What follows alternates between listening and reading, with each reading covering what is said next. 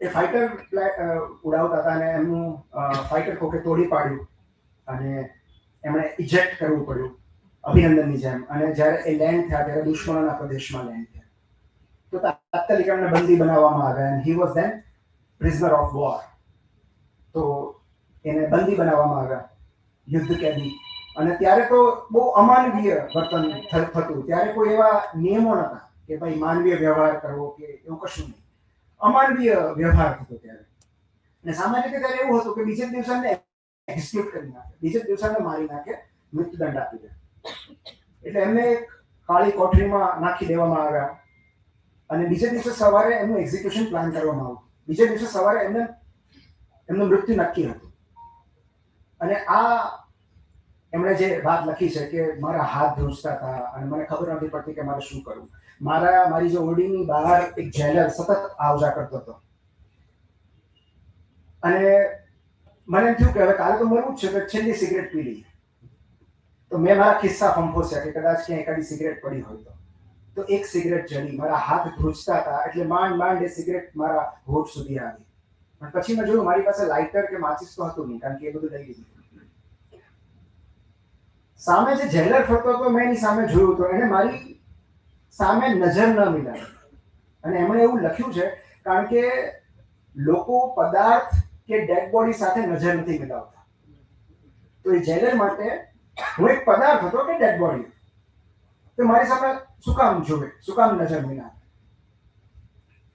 પણ મને તલબ હતી સિગરેટ પીવાની. એટલે મેં એમને કીધું કે એક્સક્યુઝ મી, તમારી પાસે લાઇટર હશે? મેં એમને બોલાવ્યા. એમણે મારી સામે જોયું અને ધીરે ધીરે મારી ઓરડી પાસે આવ્યા અને એ જે સળિયા હોય એમાંથી એમણે લાઇટર સળગાવી અને મારી સિગરેટ સળગાવી દીધી એમને. એ દરમિયાન જ્યારે અમે બહુ નજીક આવી ગયા ત્યારે પહેલી વાર અમારા બંનેની નજર મળી. તો જ્યારે લાઇટર સાથે પેલી સિગરેટ સળગાવવા નજીક આવ્યા ત્યારે એમની નજર પહેલી વાર મળી. અને આ એક્ઝ્યુપેરી એવું લખે છે કે મારાથી એક્સિડેન્ટલી સ્માઇલ થઈ.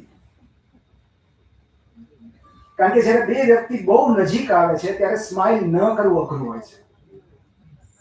તો એ મારી એટલી બધી નજીક હતા કે મારાથી સ્માઇલ થઈ ગયું.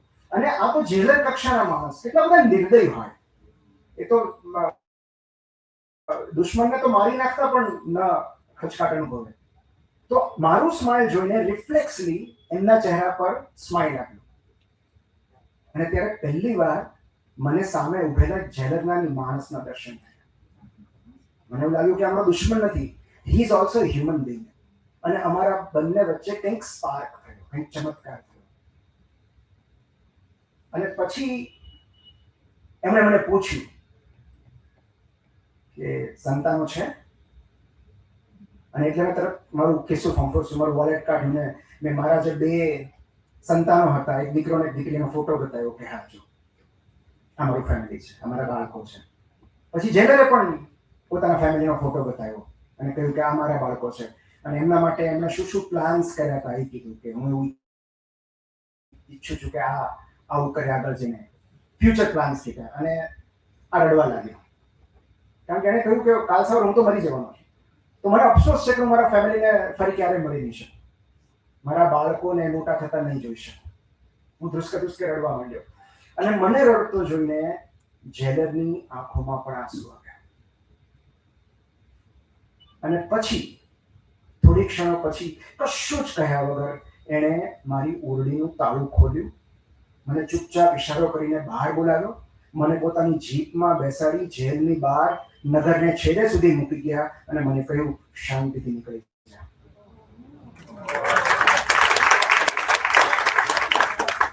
એમણે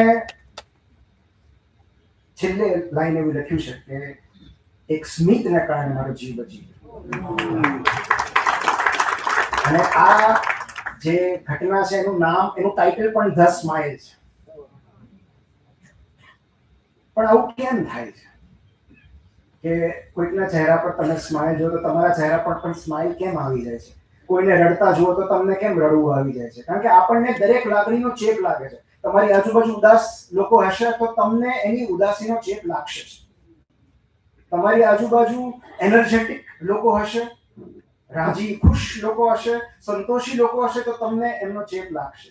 અને એનું કારણ આપણી અંદર રહેલા મિરર ન્યુરોન્સ છે.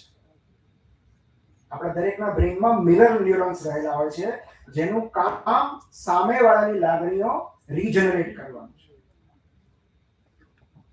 અને આ મિરર ન્યુરોન્સને કારણે મૂવીઝ જોતી વખતે રડવું આવે છે, પુસ્તક વાંચતી વખતે, લખતી વખતે રડવું આવે છે.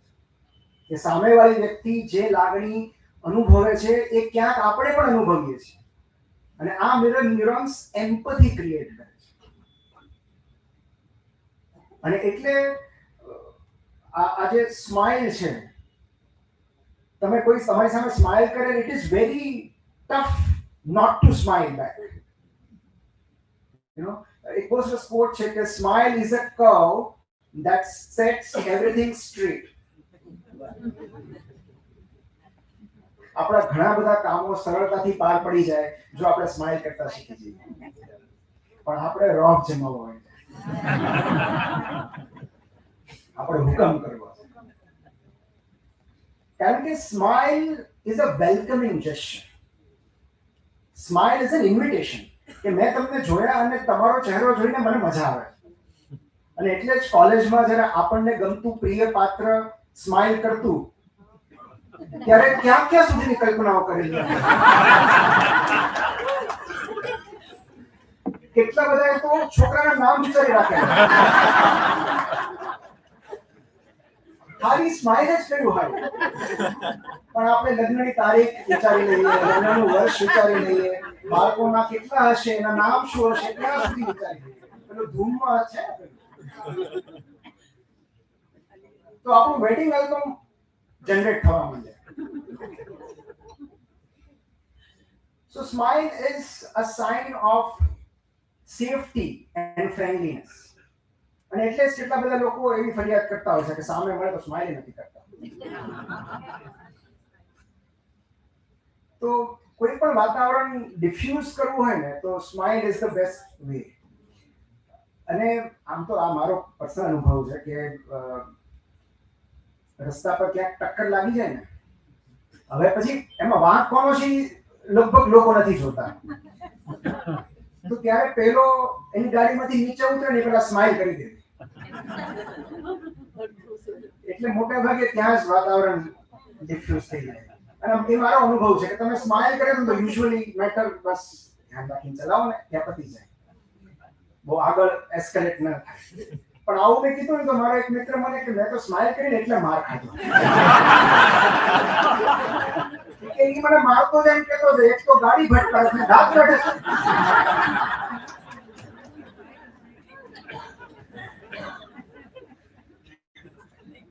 એટલે તમારા જોખમ એને જવાબદારી સ્વીકાર કરવી.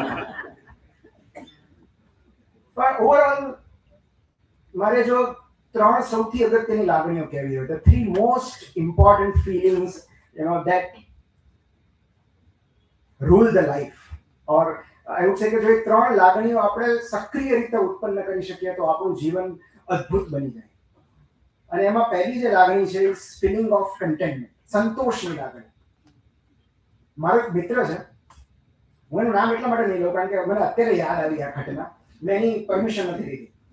પણ એના જેટલો સુખી અને સંતોષી જીવ મેં આજ સુધી નથી જોયો. એને મળ્યું ને ત્યારે મને એટલો બધો સંતોષ હું અનુભવું ને, કારણ કે મને ચેપ લાગે. એ ભાવનગરની મેડિકલ કોલેજમાં એસોસિએટ પ્રોફેસર છે, સો ગવર્મેન્ટ જોબ છે, fix salary, single earning member of the family. કેટલાય વર્ષો સુધી એ જે ગવર્મેન્ટ ક્વાર્ટર્સ હોય એમાં રહ્યા.